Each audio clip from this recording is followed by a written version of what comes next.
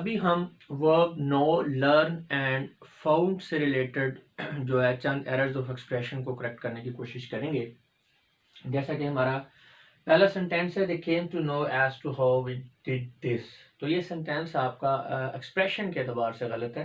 Correct sentence जो इस तरह से होगा, they learned how we did this. Next है, they came to know as to how we were upset.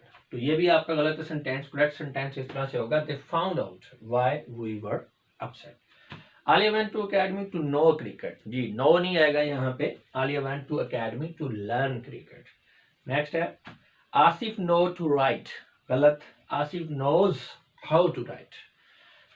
After a while they knew their mistake. After a while they realise their mistake. ठीक है, उन्हें अपनी गलतियों का जो है उनसे आगाही हासिल होगी, जब उनको अपनी गलतियों का पता चल गया तो उसके लिए रियलाइज जो है, या उन्हें अपनी गलती का अदराक हो गया, किसी तरह से भी आप इसको ट्रांसलेट कर सकते हैं। Naveed knows to drive a car. ये भी गलत है, Naveed knows how to drive a car.